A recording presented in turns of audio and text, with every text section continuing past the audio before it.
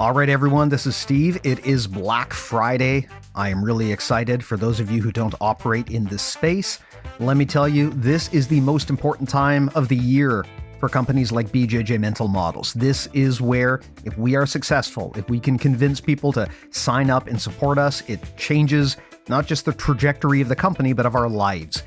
So with that in mind, if you have been a longtime fan of BJJ Mental Models, but you haven't checked out Premium yet, or if you used to be a subscriber and you haven't looked at it for a while, I would ask that you take this opportunity to cash in on one of our Black Friday deals and get a discounted BJJ Mental Models Premium membership.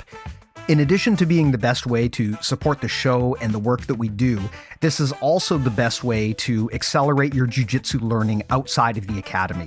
We've got close to 600 premium members at the moment. I expect that after Black Friday, we'll probably cross that threshold. And if you want to find out why so many people support this service, check it out. We're giving 50% off for your first 4 months if you sign up as a new subscriber now. We're also offering substantial discounts for people who are interested in our coaching or our pro tiers. So if you are looking for direct rolling reviews and coaching feedback from some of the best grapplers in the world, or if you're looking for our help building out your jiu-jitsu business, the best way to do that is to join BJJ Mental Models Premium. I will put a link in the show notes to make it easy for you to find all of our Black Friday goodies, but I'll also make it easy for you by just giving you the address here. bjjmentalmodels.com/Black Friday, all one word, is where you want to go to check out our deals. 50% off BJJ Mental Models Premium for 4 months for new subscribers, and massive year-long annual discounts for the full 12 months if you join our coaching and our pro tiers as well. Thanks a lot for supporting us. Again, link in the show notes, bjjmentalmodels.com/Black Friday is where you go to pick the stuff up. I will definitely make it worth your while if you give it a try. Thanks again. Now let's get on with business. Enjoy the show. Hey, welcome to BJJ Mental Models. I'm Steve Kwan. BJJ Mental Models is your guide to a conceptual and intelligent jiu-jitsu approach. And in this mini episode, I'm going to deviate a little bit from what we've been doing recently, and I'm going to talk about strategy. So for those who aren't familiar with how we structure our mental models at BJJ Mental Models, if you go to our website, we've got a whole database of the different concepts that we talk about on the show, getting close to over 200 write-ups of the different mental models for jiu-jitsu. And broadly speaking, we break these down into 4 categories. We've got the mechanics of jiu-jitsu, so how our bodies work. We've got learning, so how we hack our minds to learn more efficiently when we're trying to pick up a skill like jiu-jitsu. We've got the social element of jiu-jitsu, how we engage with our team and the environment around us, which I think is a topic that isn't discussed enough in the sport. But we've also got strategy as a core pillar that we like to talk about at BJJ Mental Models. So this is basically, how do you make good decisions, especially under pressure, under a time constraint? And I can't think of many things that are more pressure-based or time-based than a Brazilian Jiu-Jitsu match where you've got microseconds to make a decision because someone is trying to choke you unconscious. So I want to talk about a strategic element of jiu-jitsu today, a little bit of a deviation, because in all of these mini episodes so far, we've been kind of starting from the beginning and talking about the mechanics of jiu-jitsu. So today, let's talk a little bit about strategy. There's a concept that we've talked about on the show called asymmetric warfare, or if you want to be a little bit less dramatic, you could call it asymmetric advantages. And the idea is that in jiu-jitsu, we want to create scenarios where we have an unfair advantage over our opponent. Of course, this is a strategy that you will see in combat, in the military, in business, all over the place. But basically, the idea is that where possible, we want to avoid a fair fight. We want to look for unfair advantages. And this is something that's interesting about jiu-jitsu, because if you think of most of the positions that we play in jiu-jitsu, they are intended to give us an unfair asymmetric advantage. Think of, for example, mount, right? This is a position where it is not a symmetrical position. You are in top, you have a far better position than your opponent, and your opponent is going to have to respond to your attacks. Similarly, if you are on bottom side control, that is an asymmetric disadvantage, right? There are very few positions in jiu-jitsu that are symmetrical. The only ones I can really think of are standing positions or maybe 50-50. Other than that, with pretty much every position in jiu-jitsu that you can get into, one person has an advantage over the other. And that's something that makes jiu-jitsu a little bit distinct from a lot of other martial arts, especially stand-up martial arts, because in many of those martial arts, you start from a symmetrical position. And maybe it's worth kind of clarifying what we mean by that. Symmetrical means the position is a mirror copy of itself. So both you and your opponent have the same advantages and the same disadvantages. An asymmetrical position is where one person has a different position than the other. So as an example, if I am mounted on you, I have mount, you are on bottom mount. These are not symmetrical positions because I, as the person mounting you, have significant advantages over you as the person being mounted.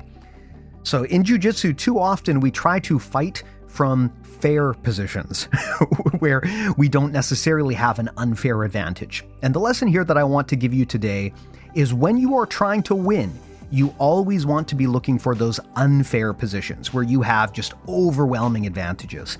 Now, part of this is just baked into the nature of jiu-jitsu itself. If you are playing the game as we were all taught, when you climb and advance the positional hierarchy and get to a better position, you're doing that because it creates an asymmetrical advantage. That's one of the main reasons why we want to take someone down and pass their guard and get to a dominant position like mount or back control. It's because that position is asymmetrical.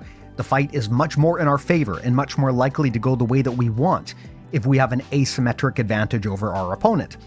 But beyond just position, there's other ways that you can establish asymmetric advantages as well, and these are things that are much more within our control. A lot of this comes down to understanding where your strengths are in jiu-jitsu and steering into those, and also understanding where your weaknesses are and steering away from them.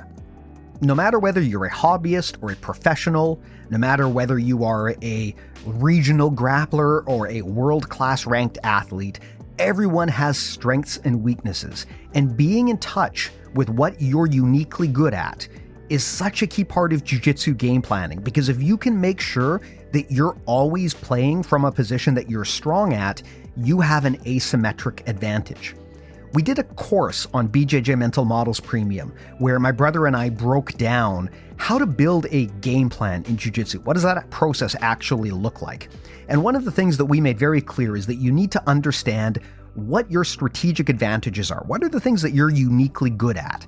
And how can you build a jiu-jitsu game that gets into those positions and avoids the places where maybe you're not so strong?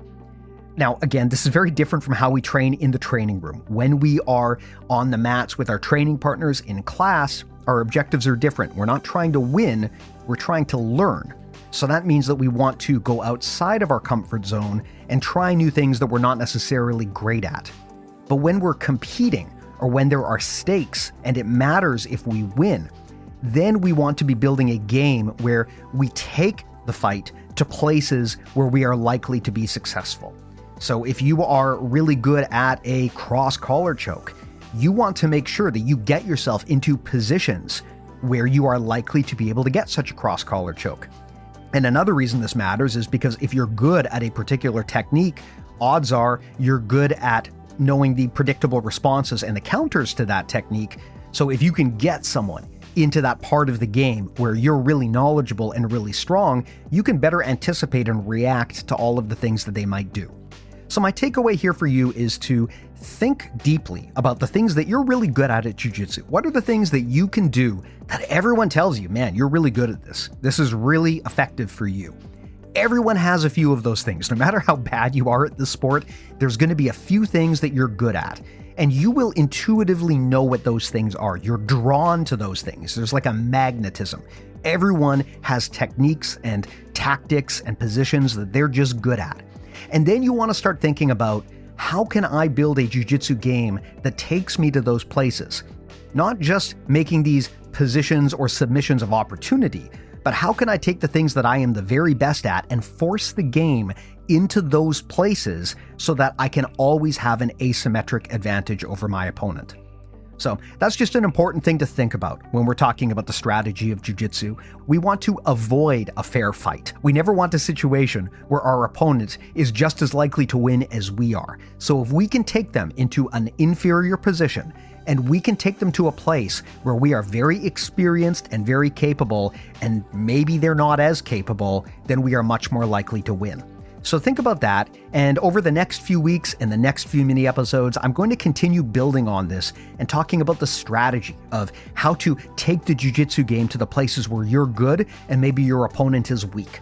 So with all of that said, if you want to learn more right now, I would recommend joining BJJ Mental Models Premium. As I said, there is a whole course on there between me and Brother Matt. We talked about how to build a jiu-jitsu game plan over a 7-part series of episodes, so please do check that out. That and all of the free podcast episodes and database articles that we make live at bjjmentalmodels.com. I'll put a link in the show notes.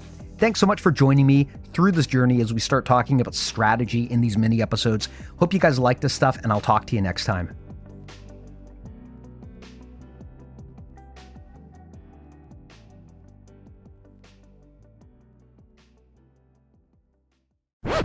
Well, where do you go to do that if you want to sign up? BJJ Mental Models.